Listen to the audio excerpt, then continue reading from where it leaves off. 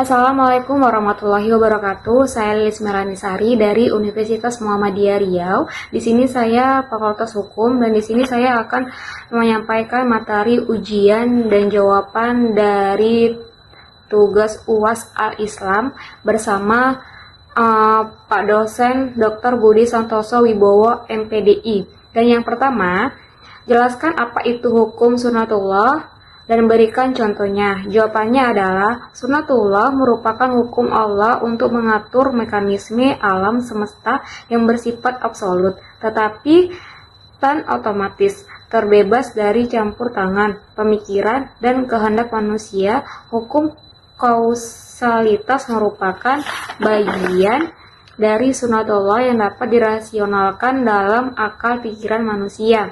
Karena kehendak Allah tidak dapat oleh akal manusia, maka Allah menciptakan sebab untuk dan akibatnya. Dan contohnya, hujan yang Allah turunkan dari langit terjadi karena adanya uap di awan mendinginkan dan memadatkan menjadi titik-titik air hujan, kemudian turun ke bumi yang disebabkan adanya gravitasi bumi. Dalam peristiwa hujan, kita dapat mengidentifikasikan sebab akhir turunnya hujan, yaitu hujan turun karena tumbuhan dan makhluk hidup di bumi membutuhkan air untuk keberlangsungan hidup mereka. Dan yang kedua, jelaskan tentang paradigma ilmu bebas nilai atau volume free, berikan contohnya. Dan jawabannya adalah, bebas nilai adalah tuntutan agar ilmu pengetahuan dikembangkan hanya berdasarkan pada ilmu pengetahuan saja. Tidak boleh dikembangkan berdasarkan pertimbangan lain di luar ilmu pengetahuan. Tujuannya agar ilmu pengetahuan tidak mengalami distorsi atau tunduk pada ilmu lain. Ilmu bebas nilai merupakan bagian dari ilmu filsafat dalam pandangan agama Islam, ilmu Al-Quran dan Sunnah. Dan jika akal bertentangan, maka akal yang harus ditanyakan dan dalil syariahnya yang harus dikedepankan. Contohnya ialah ilmu sains dan matematika. Dan yang berikutnya nomor 3. Jelaskan tentang interkonektivitas dalam memahami ayat kauliyah dan kauniyah, berikan contohnya.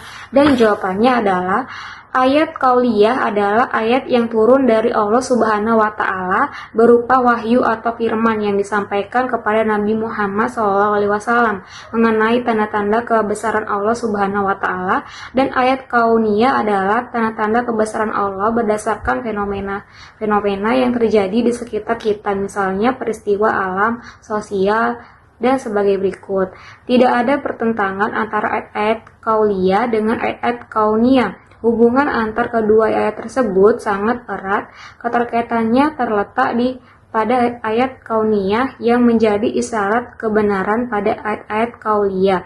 Dapat dikatakan bahwa ayat-ayat kauliyah merupakan pembuktian atas kebenaran yang ada di dalam Al-Quran atau ayat-ayat kauliyah.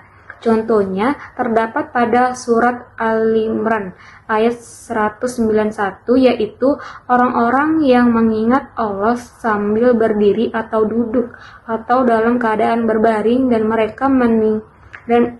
mereka memikirkan tentang penciptaannya langit bumi, atau serasa berkata, "Ya Tuhan kami, tiadalah Engkau menciptakan ini dengan sia-sia. Maha suci Engkau, Maha lihatkanlah dari segala bentuk, segala semesta."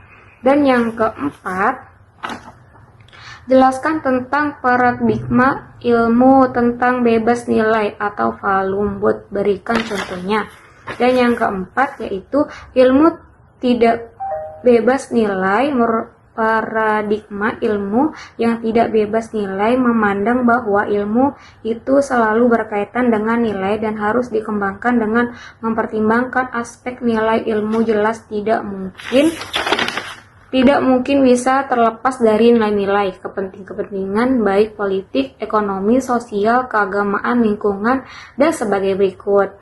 Contohnya ialah ilmu pengetahuan, karena ilmu pengetahuan terbebani dengan nilai dan punya kecenderungan pragmatis yang kuat diliputi oleh nilai ia peduli akan keselamatan manusia, harkat dan martabatnya. Dan yang berikutnya nomor 5, jelaskan tentang kesatuan antara ayat qauliyah dan kauniyah, berikan contohnya. Ayat qauliyah dan kauniyah bersumber pada Shallallahu alaihi wasallam, yakni dari Allah Subhanahu wa taala. Oleh karena itu, dua ayat tersebut pasti sama dan tidak boleh bertentangan. Contohnya pada surat Az-Zumar ayat 3, demi matahari dan cahayanya di pagi hari dan bulan apabila mengiringinya. Surat Ar-Syam ayat 1-2, dan matahari berjalan di tempat peredarannya, demikianlah keterangannya yang maha perkasa serta maha pengetahui. Dan yang berikutnya nomor 6, jelaskan tentang sinergi ilmu dan pengintegrasinya dengan nilai dan ajaran Islam serta berikan contohnya. Dan yang keenam jawabannya yaitu integrasi sinergi antara ajaran Islam dan ilmu pengetahuan secara konsisten akan menghasilkan sumber daya yang handal dalam mengaplikasikan ilmu yang memiliki dengan diperkuat oleh spiritualitas yang kokoh dalam menghadap kehidupan.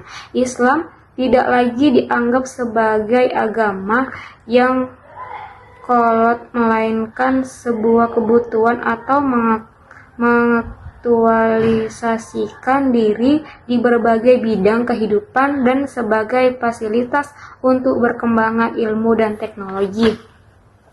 Contohnya ialah pada surat At-Taubat ayat 122, dan tidak sepatutnya orang mukmin itu semuanya pergi ke medan perang. Mengapa? Sebagaimana dari setiap golongan di antara mereka tidak pergi atau memperdalam pengetahuan agama mereka,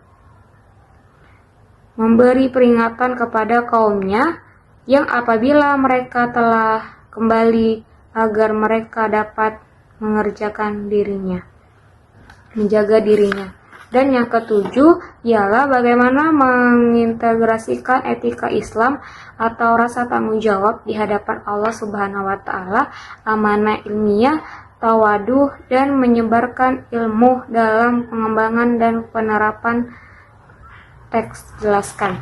Dan yang terakhir jawabannya yaitu Islam mementingkan pengembangan dan penguasaan iptek untuk menjadi sarana ibadah atau pengabdian muslim kepada Allah Subhanahu wa taala dan mengembangkan amanat khalifatullah atau wakil dan mendatangi Allah di muka bumi untuk berkiamat kepada manusia dan menyebarkan rahmat bagi seluruh alam atau rahmat lil alamin. Secara aksiologis, pengembangan ilmu pengetahuan pada masa kejayaan memiliki dua karakteristik. Yang pertama ialah kesadaran untuk menjadikan ilmu pengetahuan sebagai bentuk peradaban yang lebih unggul, atau umat Islam tidak hanya berposisi sebagai agama tetapi sebagai kebudayaan dan keberadaban. Dan yang kedua, munculnya kesadaran bahwa semakin umat Islam mempelajari ilmu pengetahuan, semakin dekat pula ia merasakan keagungannya Tuhan. Motivasi seperti itulah yang membangkitkan gairah umat Islam dalam mengaji ilmu pengetahuan dan teknologi yang tidak terkontakkan dengan ilmu agama dan umum. Baik, itulah yang saya sampaikan. Kurang lebihnya saya mohon maaf. Terima kasih. Assalamualaikum warahmatullahi wabarakatuh.